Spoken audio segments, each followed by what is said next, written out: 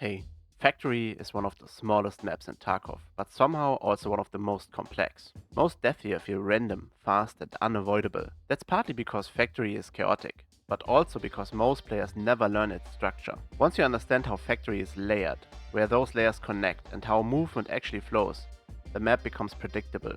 You stop reacting and you start choosing. That's especially true for PvE. This video is a full Factory layout guide. We start on the ground floor to establish a mental model. Factory is basically a square with 4 corners, and each corner has an extraction. You've got gate 0, gate 3, cellars or forklift area, and the med tent. If you imagine the map as a box, each corner is an exit, and the walls between those exits define how players move.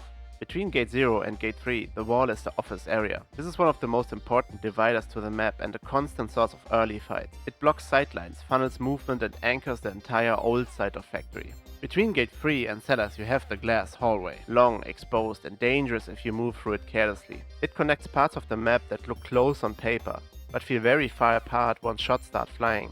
Cellars to med tent is connected by the killer hallway. You have tight angles, close range pressure and very little room to disengage once the fight starts. Between med tent and gate 0 there isn't a clean official name, so I will just call it Postman Pat's wall. Because if you've done that quest you already exactly know where the area is. Inside those outer walls, Factory has a central area, but it's not just one middle, there are actually 3 distinct sections. The original middle is the open area with large industrial metal tanks. This is classic Factory, exposed, where movement is easy to hear and hard to hide. Then there's the new med tent hall, which expands the center towards the newer side of the map and changes how players rotate through mid.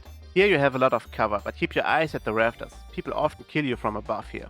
And finally there's the old pumping station hall, sitting between gate 3 and forklift, basically connected by the glass hallway. It's technically part of the mid, but it plays very differently and often gets overlooked, quite literally from the catwalk. Lastly, there's an additional hall between gate 0 and the office area. That's the full structure of the ground floor.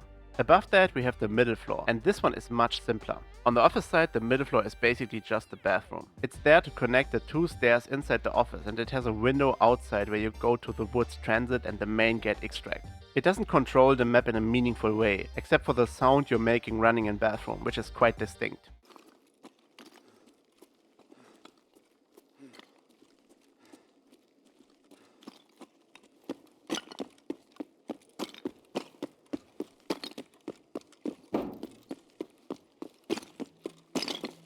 On the med tent side, you've got the laboratory area. You go upstairs into a few small rooms that sit on the middle level and overlook parts of the hall. Useful for positioning and quests, but again not a major layer. The middle floor connects things, but it doesn't define Factory. That role belongs to the top floor. The top floor is where Factory becomes dangerous. The most famous part is the upper office area. This is an iconic Factory location and used to be one of the most contested spots on the map in PvP. Close, crazy fights and constant pressure, everyone comes together here. From the upper office you can move across the catwalk into the upper laboratory side of the map. This connection is critical because it lets you rotate across the map without ever touching the ground floor. From that catwalk you can also gain access to the rafters. The rafters run along the ceiling of Factory and form a high ground network over a large part of the map. There are multiple staircases leading up, including near gate 3, gate 0 and the med tent side. Once you're on the rafters you control information, you hear everything, you see movement below and you decide when and where to drop. But be careful, you are very exposed as well. So to sum this up, the top layer of Factory consists of the upper office, the upper laboratory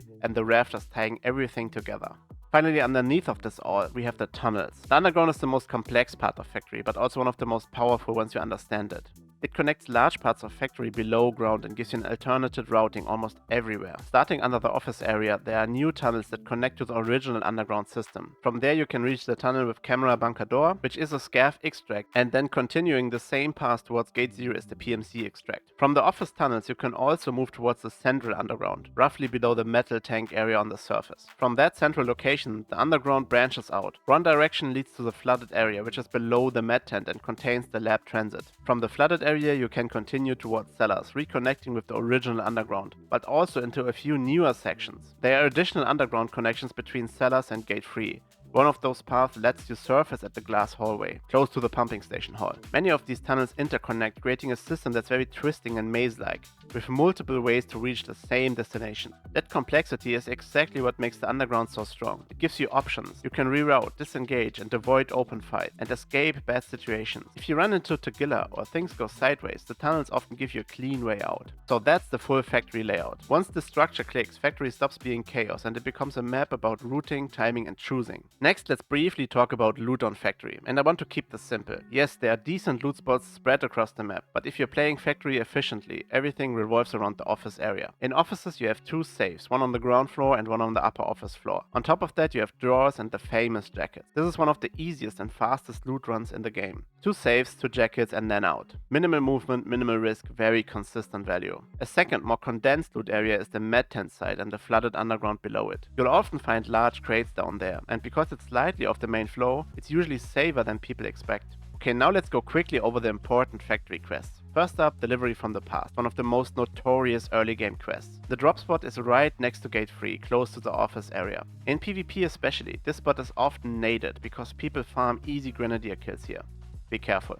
Next up is Postman Pet. We already covered this in the layout section. It's located along the wall between Gate 0 and the med tent. There's not much to it, grab the ladder and leave. Back in the office area you've got 2 quests in the same room, Chemical Part 3 and Healthcare Privacy Part 5. Both of these are done in the so-called Breach Room. One important detail here, Healthcare Privacy Part 5 must be done on Night Factory, so don't forget that. Scout is straightforward, you simply need to visit all the exits. As far as I know, you no longer need the key for this. Just walk close enough to each extract for it to count. Then there's Farming Part 1, which requires you to fix 2 control panels. One is at forklift and the other one is in a glass hallway. Both are very exposed positions and the repair animation takes a while, so you are a sitting duck. Clear carefully before you start. Another important quest is Secured Perimeter, where you have to kill PMCs in the factory office area. This one just comes down to you running the map over and over again until you find PMCs in that area. You can bait them a bit with noise, but mostly I would suggest you just run in, see if PMCs are there, and then reset if there's no one.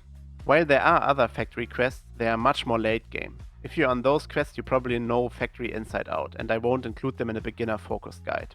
One special mention goes to Factory Chief, the quest to kill Tagilla. That deserves its own video and I'll be covering it in a dedicated boss guide later this week. Before we end, let's talk about the extracts. Factory has 7 extracts in total. Camera, bunker door and office window are scav only. Gate 3, the classic factory exit, can be used by both PMCs and scavs. For PMCs you also have 2 additional always open extracts. One is Courtyard Gate, which is the same exit that is used for the Woods Transit, and the other one is Gate 0, one of the 4 main corners of the map. Cellars and Med Tent both require the factory emergency exit key and represent the remaining 2 corners. Between those 2 you've got the custom transit, and below the Med Tent in the flooded tunnels you got the lab transit. Important note here, there's something special about factory compared to most other maps, and that is that you can use an extract even if you spawn there. And that covers everything from layout to loot, quests and extracts on Factory. I hope this guide was helpful to you. If so, it would be very nice if you like and subscribe to the video. See you in the next one. Bye bye.